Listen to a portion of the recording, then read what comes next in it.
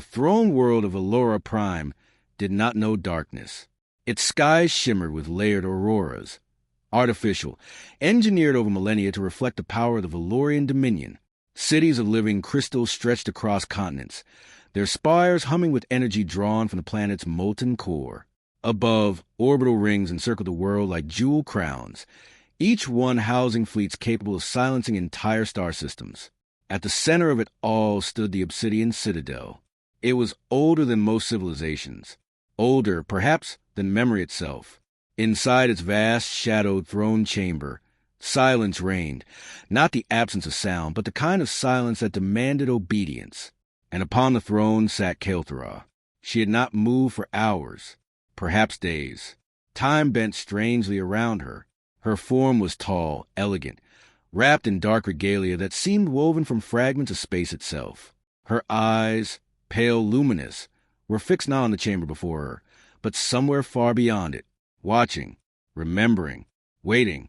Below the throne, kneeling in perfect formation, were the High Council and the Dominion's most powerful military leaders. Among them stood Sarek Varn, his armored silhouette rigid, his gaze steady but cautious. No one spoke unless commanded. No one breathed too loudly, because something was wrong. The Empress had summoned them, without explanation. That alone was enough to unsettle even the oldest among them. Then, at last, she moved. A single motion of her hand, slow and deliberate, sent a pulse through the chamber. The crystalline walls flickered, and the vast holographic map of the galaxy ignited into existence. Thousands of systems shimmered in intricate detail, each marked with Dominion control or resistance. But the Empress did not look at the present. Her hand traced a path outward, beyond map space, beyond the borders of empire, to a region long abandoned. "Tell me," she said, her voice calm, almost soft, yet carrying effortlessly across the chamber, "what remains of humanity?" The word struck like a weapon. A ripple of unease spread instantly. Several counselors shifted. One lowered their gaze. Another let out a faint, involuntary hiss. Sarek Varn did not move, but he felt it. Humanity, a name buried in restricted archives, a species officially classified as extinct, a history most preferred to forget.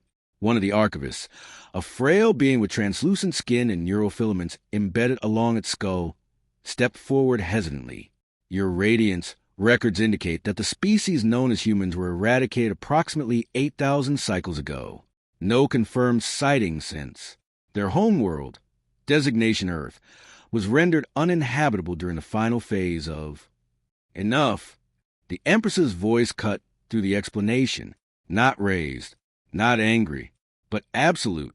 The archivist fell silent, instantly retreating. Kelthera rose from her throne. The movement alone sent a wave of tension through the room. It was said she only stood when something of great consequence had already begun. She descended the steps slowly. Each footfall echoed like a countdown. "You speak of records," she said, her eyes drifting across the assembled leaders. "Of conclusions, of endings." She stopped, turned, and for the first time, truly looked at them. "You are wrong." The temperature in the chamber seemed to drop. Sarek Varn stepped forward, just enough to speak without overstepping. "Your Radiance, are you suggesting the species survived?" Her gaze lingered on him. Not hostile, but sharp, evaluating. "I am not suggesting," she said. "I am remembering." Silence followed. Heavy, uncomfortable, dangerous. The Empress turned back toward the galactic map. With a flick of her fingers, ancient data layers, sealed, restricted, forbidden, began to surface.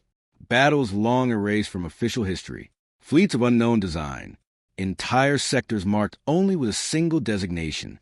Classified. Human conflict zone. They were not what you believe, Kelthera continued. Not weak. Not primitive. Not insignificant. Her voice softened slightly. They adapted faster than any species we had ever encountered. They learned too quickly. And when cornered, the hologram shifted. Stars flickered, then vanished. They did not surrender. A low murmur rippled through the chamber. Sarek's jaw tightened. He had heard rumors. Fragments. Stories dismissed as exaggeration. Worlds scorched to deny occupation. weapons that rewrote physical laws, fleets that fought even after total destruction. But those were myths, weren't they? The Empress raised her hand again, and with it, everything stopped. Every sound, every movement, every thought in the room seemed to pause at the edge of something inevitable. Then she spoke. "Bring me a human." The words echoed, once, twice, as if the galaxy itself needed to hear them. She turned fully toward her council. Her expression was no longer distant, no longer reflective. It was resolute, no matter the cost. The command triggered instantly. Across Valora Prime, quantum relays ignited. The decree surged outward, transmitted through hyperspace corridors to every sector under Dominion influence. Within minutes, fleets were mobilizing. Intelligence networks activated dormant protocols. Bounty contracts flooded the underworld, offering rewards beyond comprehension. Archaeological expeditions were forcibly redirected. Forbidden archives were unsealed. The galaxy stirred, and not gently. Back in the throne chamber, chaos simmered beneath controlled discipline. One counselor stepped forward, unable to contain their concern. "Your Radiance." This could destabilize entire regions. The outer sectors still bear scars from They will bear worse if we fail. The interruption was immediate, final. Sarek Varn stepped forward again, this time with purpose. "If I may, Empress, why now?" It was a question no one else dared ask. For a moment, Kael'thas said nothing. Then she looked not at him, but past him, as if seeing something none of them could. Something far away. Something coming. "Because," she said quietly, "we are no longer alone in fearing what approaches." A chill ran through Sarek's spine. That was not the answer of a ruler seeking knowledge. It was the answer of one preparing for war. A different kind of war. One even the Valorian Dominion might not survive. The Empress returned to her throne, the decree already in motion, unstoppable. "Find me a human," she said one final time. And as the chamber doors sealed shut, as fleets vanished into hyperspace, as whispers of the impossible spread across the stars, Sarek Varn realized something with absolute certainty. This was not a search. It was a countdown. And whatever humanity truly was, the galaxy was about to remember. At the edge of map space, far beyond the polished order of the Valorian Dominion, there drifted a place most charts refused to name. It was known simply as Kepri Station, or, more accurately, what remained of it. Once, it might have been a hub of commerce or a research outpost. Now it was a graveyard of metal and memory, a tangled mass of hull fragments, mismatched corridors, and scavenged modules barely held together by failing energy grids. It orbited a dying red star whose light flickered unpredictably, bathing everything in a dull, bleeding glow. Ships came and went, not official ones, not clean ones. Smugglers, salvagers, drifters, people who didn't ask questions they didn't want answered. And among them lived Eli Corvin. No one knew where he came from. He had simply appeared one cycle. No ship registered his arrival. No records marked his existence. But he worked, and that made him useful. Eli kept to the lower sectors, where the station's oldest systems groaned and sparked like something half alive. His workshop was carved into what had once been a maintenance bay, now filled with fragments of forgotten technology, devices no one else could identify, let alone repair. To most, it looked like junk. To Eli, it felt familiar. He crouched beneath an exposed conduit, fingers moving with quiet precision as he reconnected a lattice of fractured circuitry. Sparks flared, then stabilized. The lights flickered back on. Behind him, a hulking, four-armed trader let out a satisfied grunt. "You got strange hands, Corvin," the trader said. "Half this tech shouldn't even work anymore." Eli wiped his hands on a worn cloth, shrugging lightly. "It just needs the right touch." The trader chuckled, tossing him a small credit chip before lumbering away. Eli caught it without looking, but his attention wasn't on the payment. It was on the machine. The panel he had just repaired wasn't standard Dominion tech. It wasn't even from any known species on the station. And yet, he had known exactly how to fix it. Not guessed. Known. That was happening more often lately. machines responding to him, systems activating when he got too close, doors unlocking before he touched them. At first, he thought it was coincidence, then luck. Now, he wasn't so sure. That night, if the dimming of the station lights could be called night, Eli sat alone in his quarters. A small, quiet space. Too quiet. He leaned back against the wall, staring at the ceiling as the distant hum of failing systems echoed faintly through the metal. And then, the dream came. It always started the same way. Wind. Real wind. Not the recycled air of a station, but something alive, warm, moving, carrying scent and sound. Eli stood in a vast green field. Grass swayed endlessly around him. Above, a sky stretched wide and blue, untouched by artificial light or orbital shadows. He could hear water in the distance, birds, voices, human voices. His chest tightened. He knew this place, knew it in a way that hurt. Eli. He turned, but before he could see who had called his name, the sky cracked. Darkness spilled through it like ink, swallowing the blue. The wind died, the voices stopped, and the field began to burn. Eli woke with sharp breath, his heart racing. The room was cold, too cold, and silent. He sat up slowly, running a hand over his face. Just a dream, he muttered. But even as he said it, he knew it wasn't, because the name of that place lingered at the edge of his thoughts. Earth. The alarms began less than an hour later. Not the usual malfunction alerts or system failures. These were different, louder, urgent, violent. Intrusion detected. Unauthorized docking. Security breach in progress. Eli froze, then stood. Around him, the station shifted into chaos. Footsteps pounded through the corridors. Shouted warnings echoed through broken comm systems. Through the small viewport, Eli saw them. 3 ships. Sleek. Armed. Wrong. They didn't belong to scavengers or traders. These were hunters. And they weren't here by accident. A cold certainty settled in his chest. They're here for me. He didn't know how he knew, but he did. The instinct was immediate. Primal. Run. Eli grabbed a compact toolkit, more habit than strategy, and slipped out into the corridor. The station was already unraveling. Sections were sealing off. Others were being forced open. Sparks rained from exposed wiring as heavy boots echoed closer. He took a sharp turn into a maintenance shaft, sliding down into a lower level most avoided, the forbidden sectors. No lights, no map routes, no guarantees, only whispers. People said those parts of the station weren't stable, that things moved down there, that systems activated on their own. Eli had always ignored those stories.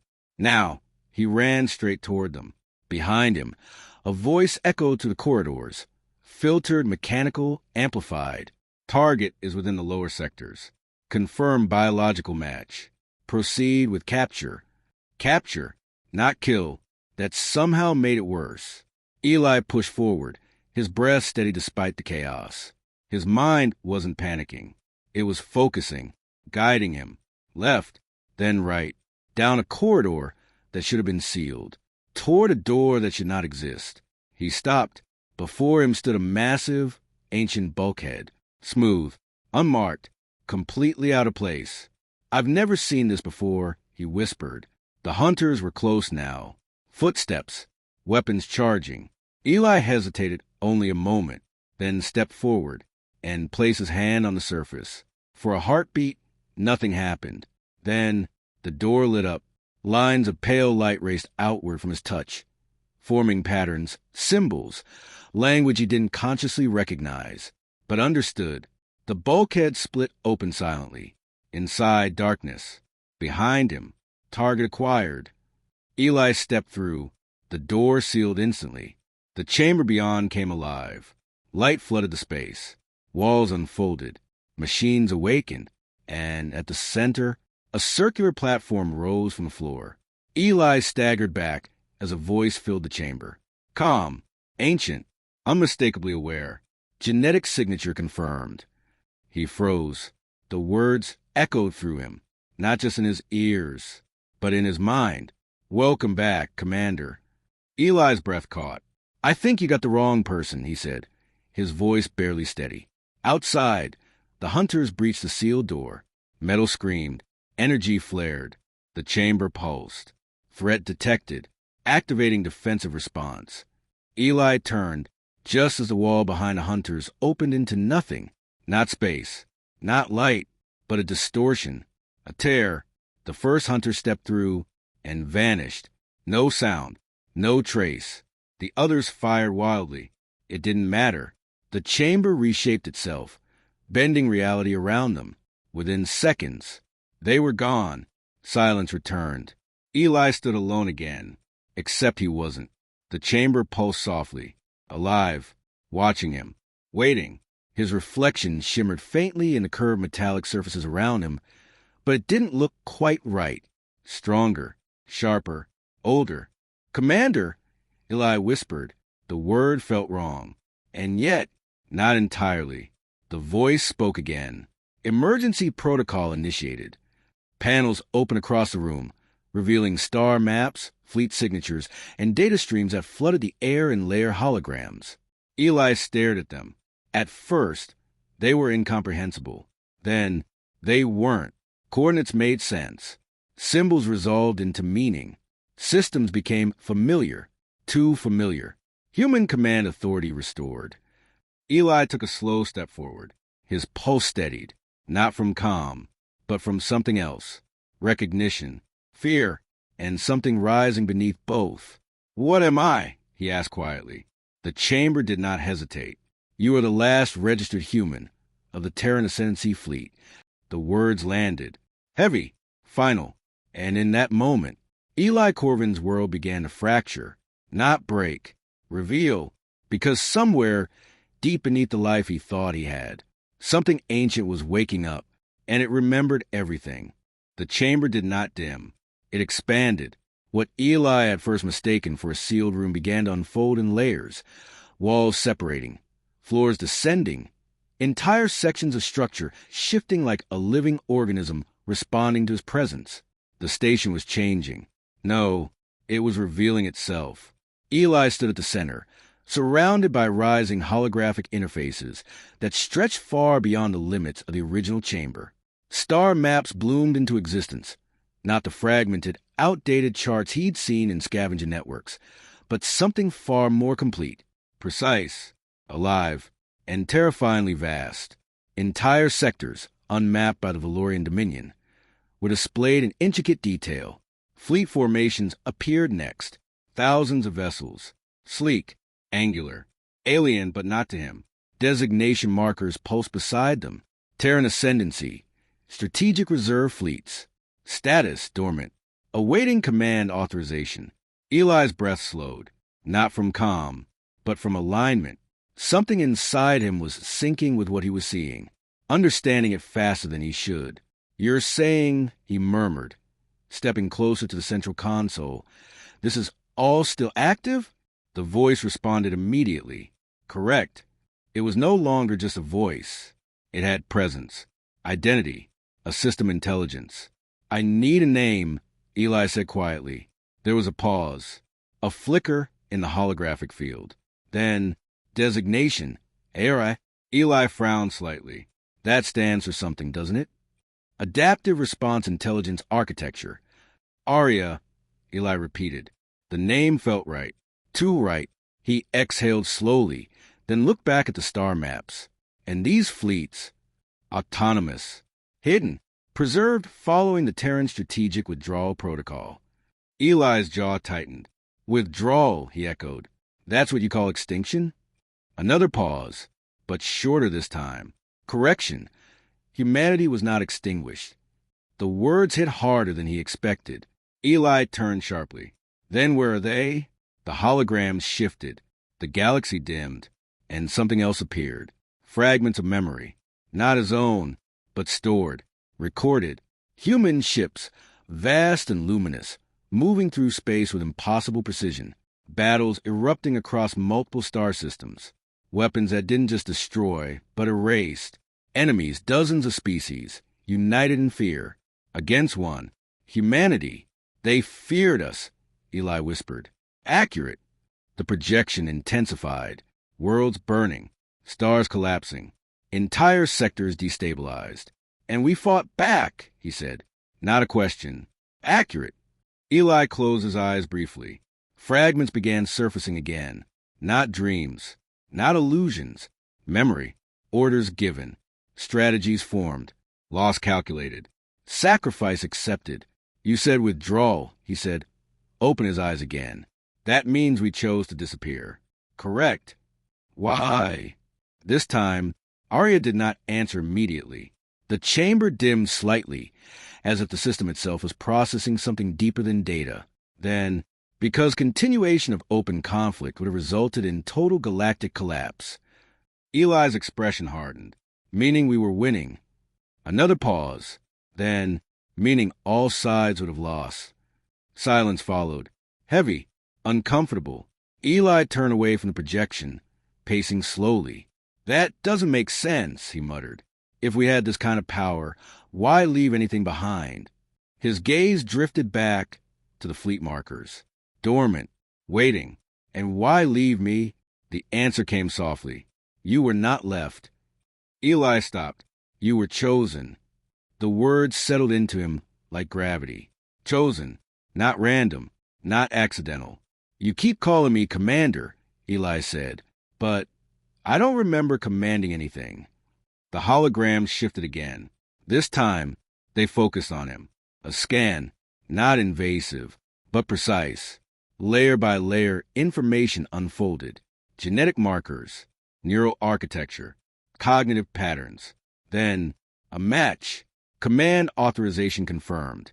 Identity, Commander Elias Corvin. Status, primary human override key. Eli stared at it, at his name. Not Eli, not just Eli. Elias. Something inside him clicked. A door opening. A voice, his own but older, echoing faintly in his mind.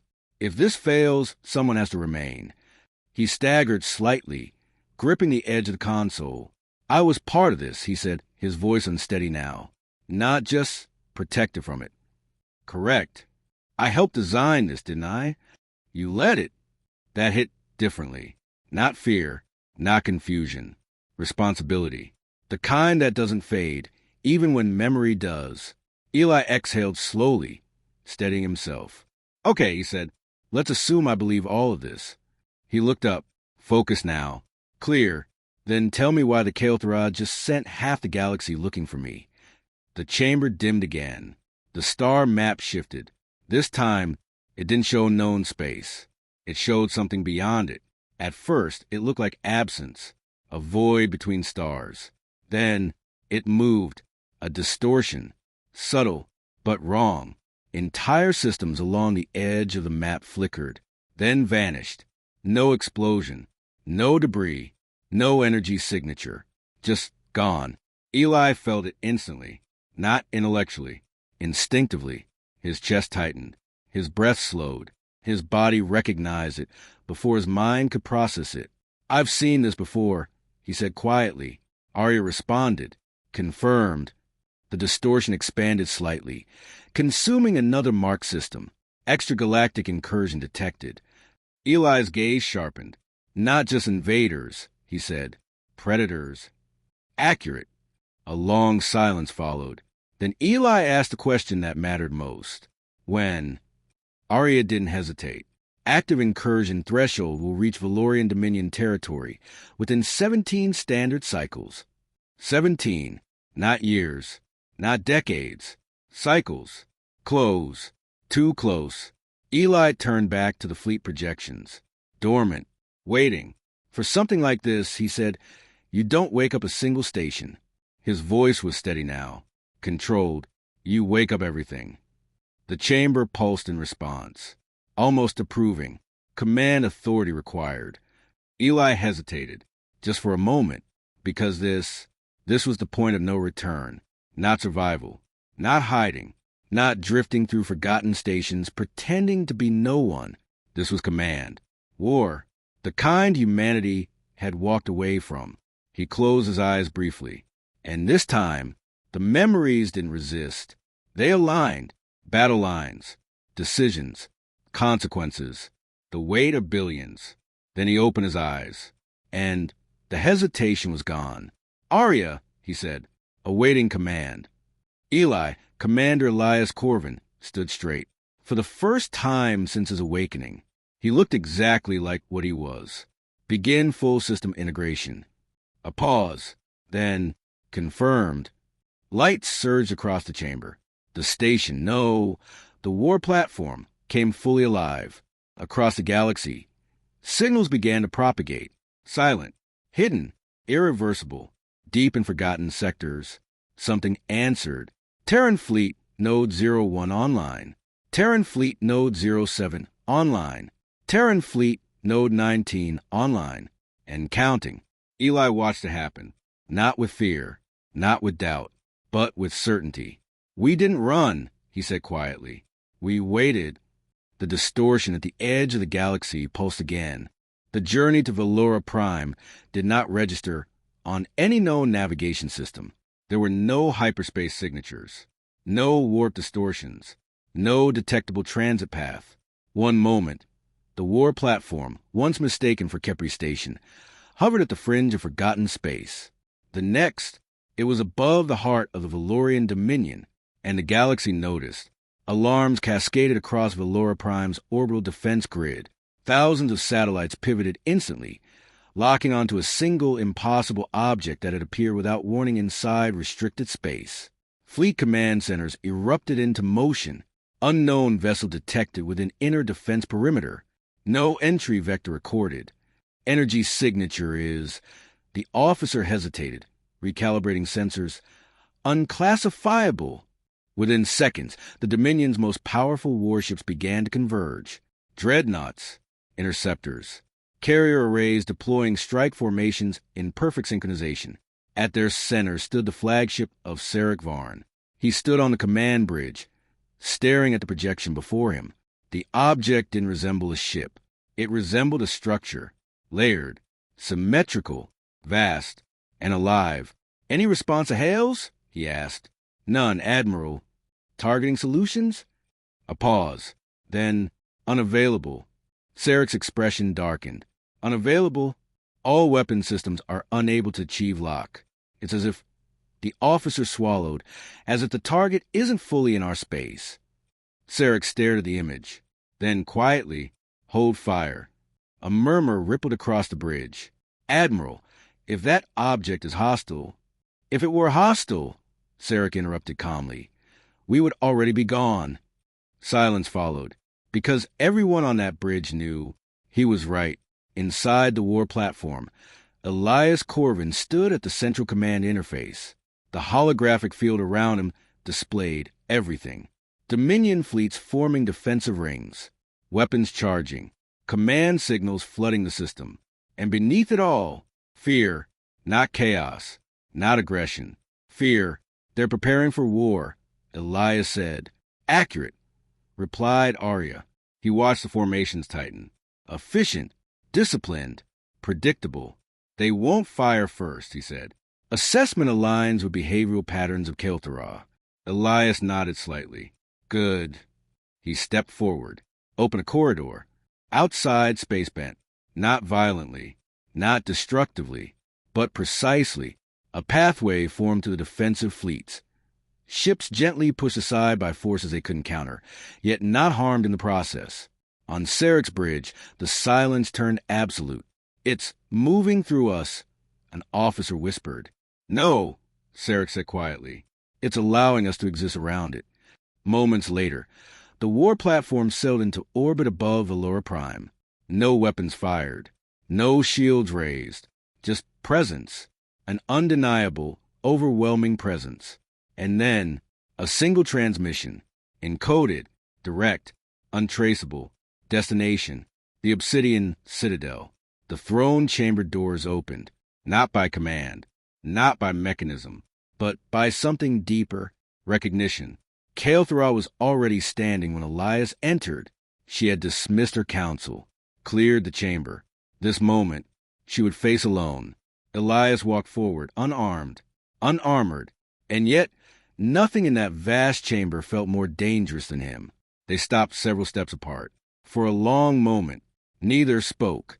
They studied each other, not as ruler and subject, not as enemies, but as survivors of something neither side had truly forgotten. "You found one," Kael'thara said at last. Her voice was steady, but softer than before. Elias tilted his head slightly. "No," he replied. "You called me." A faint shift in her expression. Acknowledgement. "Then you understand the weight of what I've done." "I understand urgency," Elias said. "Not yet the reason." Kael'thara descended from her throne slowly, each step deliberate, measured. "I remember your kind," she said, "better than any record in this empire." Elias watched her carefully. "Then you remember how this usually ends." A flicker of something crossed her eyes. Not fear, not quite, respect. "And yet," she said, "I still sent for you." She stopped in front of him, close enough now that the distance felt intentional, controlled. "Because this time it will not end the same way." Elias's gaze sharpened. "Explain." The chamber darkened, not physically, but perceptually, as if something deeper than light was being drawn into focus. Kael'thara raised her hand. A projection formed between them. At first, Elias saw only absence. Then, movement, a distortion at the edge of the galaxy. He felt it instantly. The same presence Arya had shown him, but clearer now, closer, worse. Entire systems collapsed into nothing, not destroyed, consumed, erased without energy release, without debris, without trace.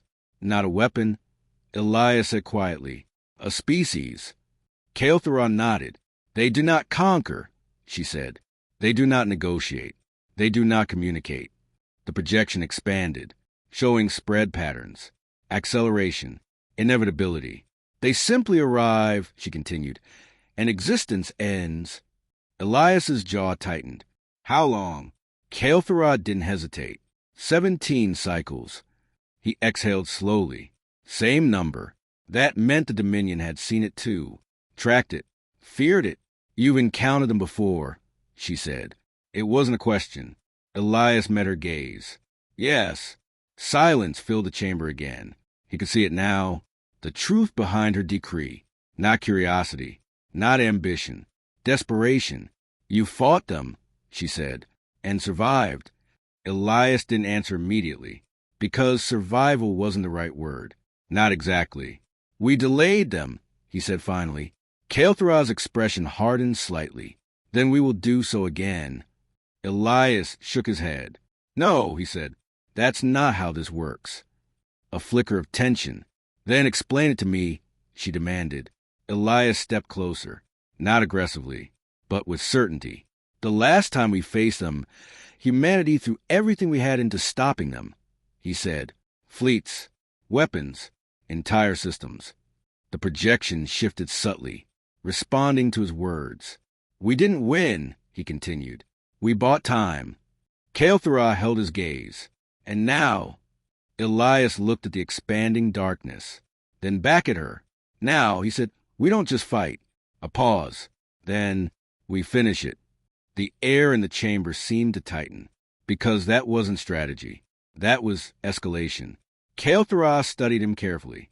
"You're certain you can do that?" Elias didn't smile. "Not fully, but something close."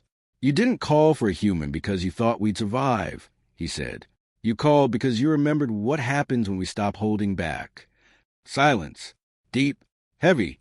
Then, for the first time since he entered, Kael'thara allowed herself to breathe, not as an empress, but as someone who had just placed the fate of the galaxy into the hands of something she once feared. "I need a human," she said quietly. Elias nodded. "I know." Behind him, far beyond the throne room, the war platform pulsed with growing power. Across the galaxy, dormant fleets continued to awaken,